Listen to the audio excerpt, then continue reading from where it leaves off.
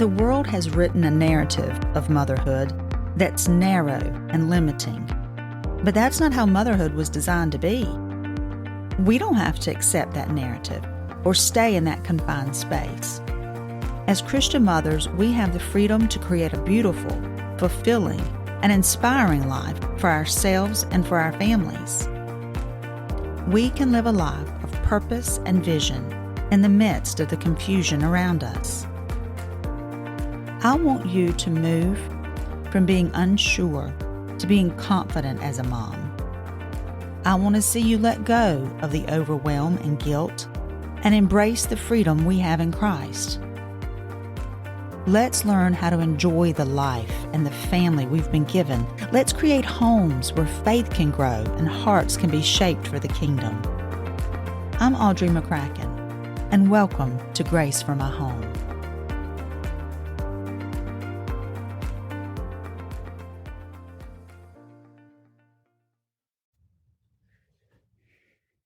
Hello, friends. Welcome back to Grace for My Home. I'm so glad to be back here again with you again this week. This week, I am recording in North Carolina. I'm in the mountains of North Carolina in a little town called Waynesville. A friend of mine lives here who I've known for many years, and she's a dear friend. And her husband is out of town, and she'd asked me to come up and spend a few days with her this weekend while he's out of town. And she's just treated me like a queen. She's cooked breakfast for me.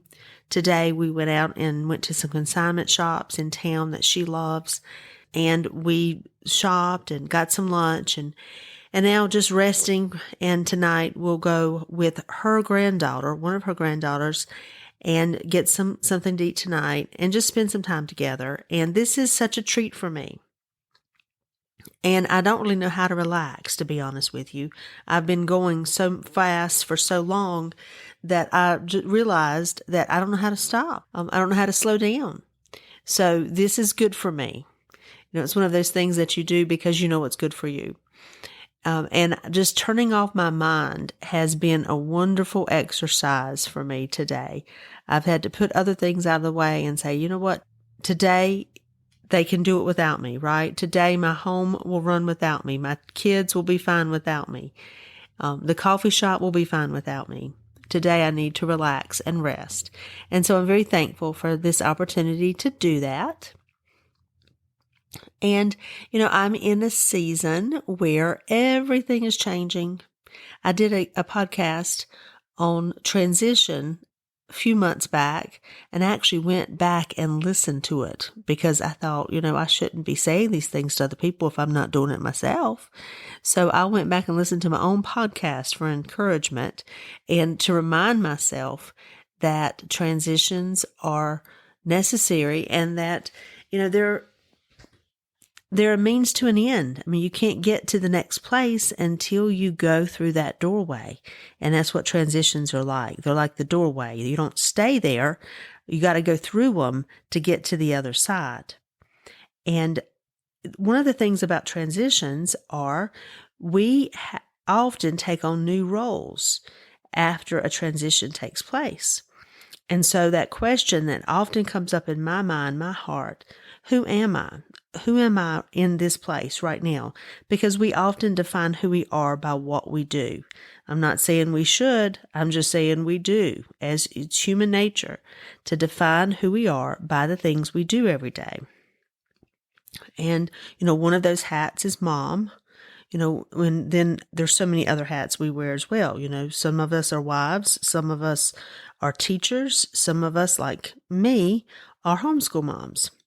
And I'm coming to the end of my homeschool career. And I have mixed feelings about it.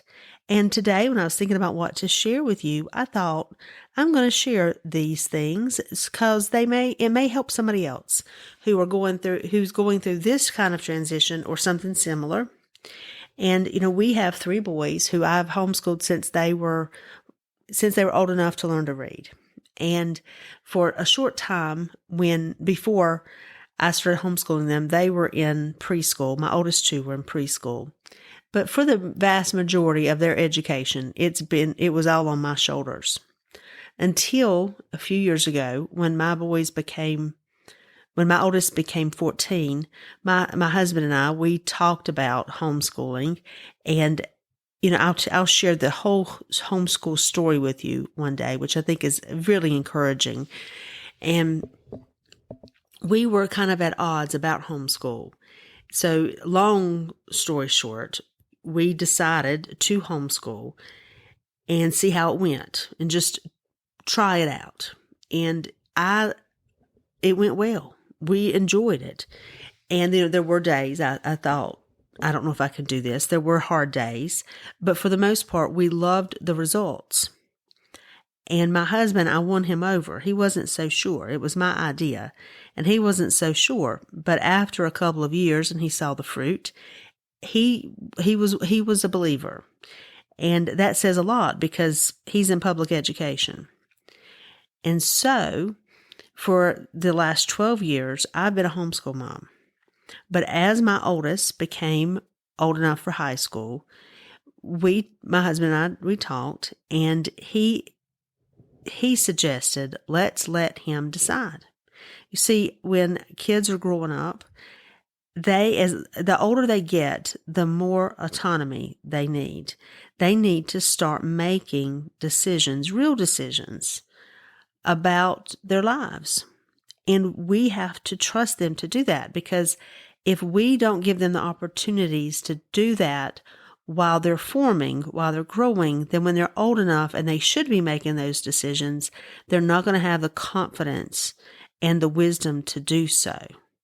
So we've always tried, imperfectly for sure, but we've always tried to give them opportunities, age-appropriate opportunities to make decisions. And one of those decisions was, do you want to go to public high school or do you want to continue to homeschool? And my oldest decided he wanted to go to public high school. Well, to be honest with you, I didn't like that decision because I loved homeschooling. And we were just getting to that age where we could have really good discussions. And I had so many good things lined up for the high school years. And I couldn't wait to jump into those things. And it just didn't pan out that way. And so the very next year, same thing with my second son. What do you want to do? Do you want to go to public school? Do you want to stay home? Well, he also wanted to go to public school. And so I lost two, have one still at home. Well, for the last 2 years, my youngest has been with me, and it's just been me and him. And now it's his turn, and he has decided to go to public school.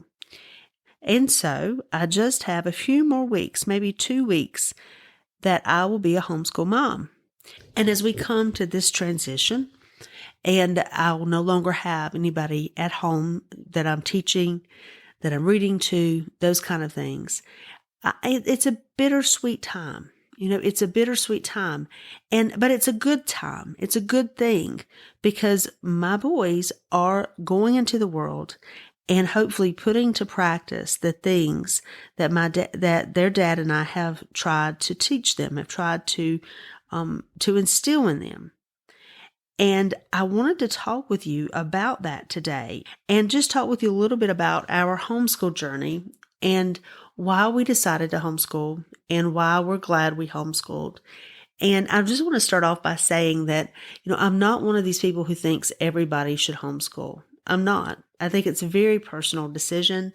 I think it's one of those things that you have to pray about. You have to feel a calling to do. I know some people who have homeschooled because they had to. There's family situations or circumstances, and they had no choice. They had to.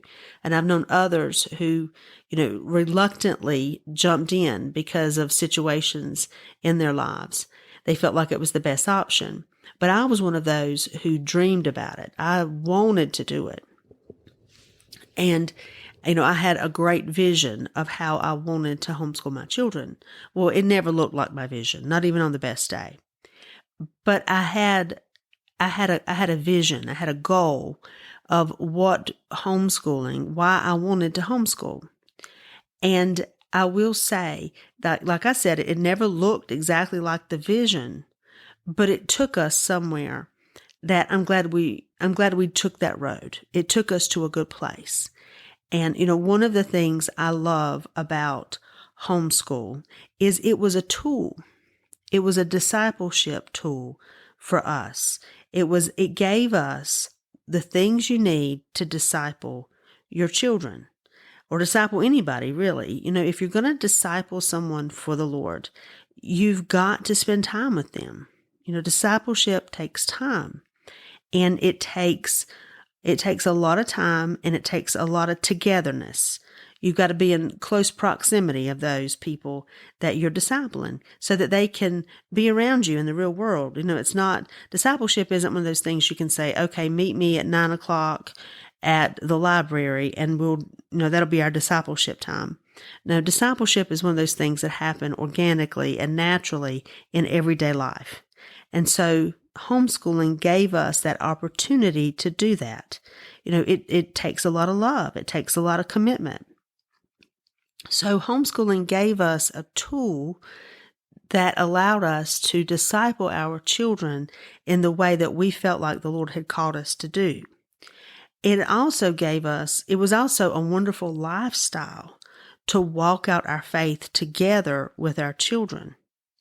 A lot of times and this isn't just with homeschooling parents, but, we tell our children what to do, but we don't walk it with them. We say, basically, do what I say and not what I do. And that does not work for kids. Kids, they are looking at us all the time. They're drawing from us, especially when they're young. They're following us. And so our biggest lessons have to be embodied in the things that we do ourselves.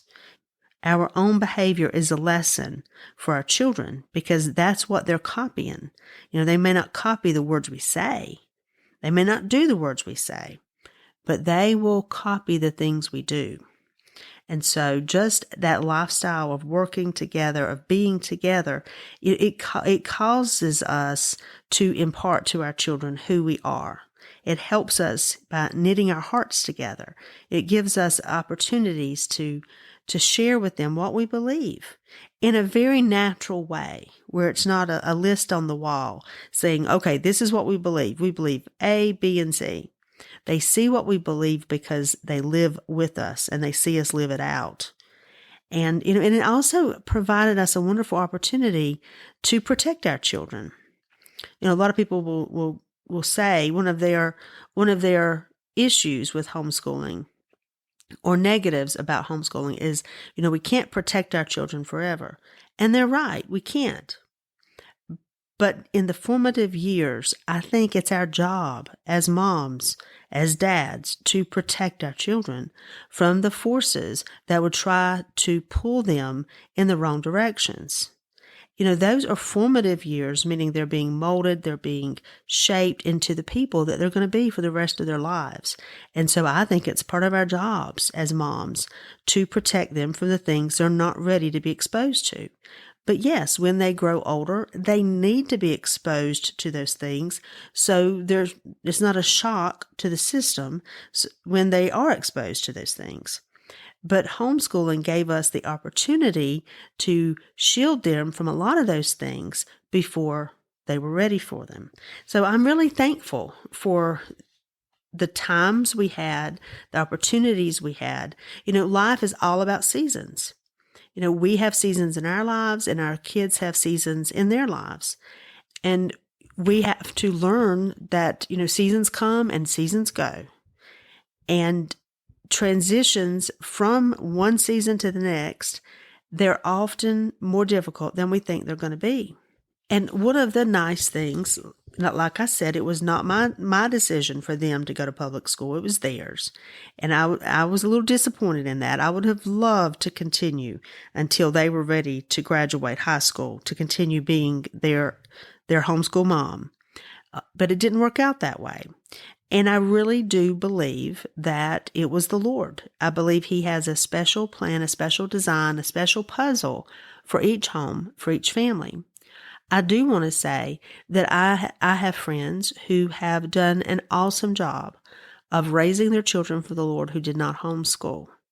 And they did all these things that I just mentioned, having time with their children, being loving and committed, knitting their hearts together with their children and training them for the Lord in the time that they had.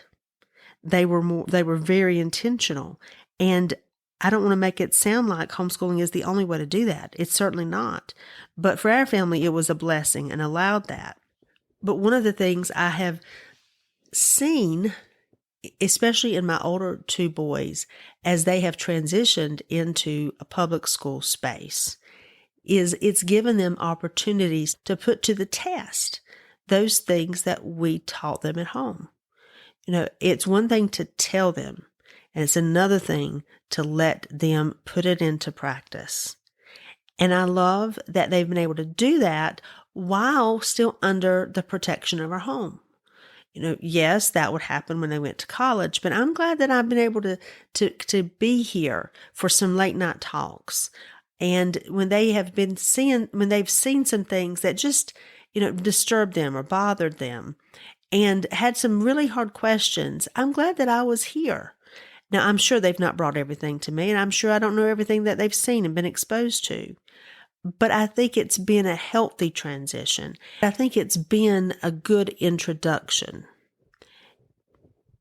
And also, it's hard being a teenager, no matter what kind of education choices you make. Being a teenager is hard. 16 is 16, no matter where you are. And there's a lot of things going on. There's a lot of things going on physically, emotionally. Peer pressure is huge at 16. At 16, and even before 16, but especially around that time, kids are starting to separate from their family naturally and become their own person. And so their peer group has huge influence over them. And my goal was that I would have knitted our hearts together so they know I'm there for them. I am not their adversary. I'm their advocate. So that when this time happen, and it's always going to happen, that they would always remember that there's somebody at home who's got my back. There's somebody at home who's on my side. And even though I'm out in this world and, I'm trying to fit in here and I'm trying to find my place there, there's always a place I can go back to where there are people who care about me. And that's my goal. I don't want to keep them from going out in the world and doing the things God's called them to do, or I've handicapped them. And we don't want to handicap them. We want to set them free. We want to push them off, but we want to send them out in a basket that's been weaved together tight with prayer. And that was my goal with homeschooling, is that I would be able to have that time to pay them the attention they needed, to be intentional about discipleship, to be intentional about sharing our faith with them, to bind our hearts together so that when the time came, we could send them out confidently knowing we did what we knew to do. And guys, we've made so many mistakes. I'm sure we will still make so many mistakes, but you do the best you can with what you have and what you know. But one of the most profound things when I look back over our 12 years of homeschooling, one of the most profound things I have to say about homeschooling is not what it did in the lives of my children as much as it's done in my life. God has used this homeschooling lifestyle to conform me into the image of Jesus. He has used it to change me. He has used this time with my children at home, away from the world, to reveal many of my immaturities. I thought I was pretty mature. I really did. I thought that I knew a lot of stuff, and I did know a lot of stuff. But knowing it in your head and walking it out in everyday life are two completely different things. And so being at home with my children, away from the eyes of the world, where it's just me and them and Him, God used that time to show me many of the areas where I wasn't walking in the things I knew to walk in, where I wasn't as mature as I thought I was. And He gave me opportunities to grow in those areas. One of my favorite stories is the Velveteen Rabbit. And if you've read it, you know. It is such a good story. It's about a little velveteen rabbit that a boy is given on his birthday. And he loves that rabbit. And in the toy room where the rabbit lives with all of the other toys, there's a sawhorse. And the sawhorse talks to the little velveteen rabbit about how to become a real rabbit. And basically, you're a real rabbit when you're loved. You become real when you're loved, but it's usually after all of your hair has fallen out and you've been rubbed and you're wrinkly and you may not be pretty or attractive to anybody else in the world except for those who you love and who love you. And that's how you become real. And being home with my children every day through the good and the bad times and, hidden from the world where it feels like the whole world's going by and I'm not a part of it anymore, is what I'm doing, does what I'm doing matter? Those things, that character development, it, in so many ways, it made me a real person. It made me not just say these things, but believe these things and live these things out in the real world. Home is a powerful place. And so I'm very thankful for this time. God taught me so much. He taught me so much about me. He taught me so much about other people. He taught me so much about the world we live in, about Him. I'm thankful for the wisdom that He taught me during these 12 years of homeschooling. He taught me so much wisdom. He conformed me into the image of Christ, and I'm very thankful for that. God taught me through homeschooling so much more than I've ever taught my children. And He knows what He's doing. He knows what He's doing, and I'm very thankful for this season. I'm looking forward to the next season. I don't really want to go to the next season yet because I loved homeschooling, but I know it's going to be good because I'm not going alone. I'm going with Him. He's leading me by the hand. We're going to the next stage. And I just wanted to share these thoughts with you today, and I hope they've been encouraging to you.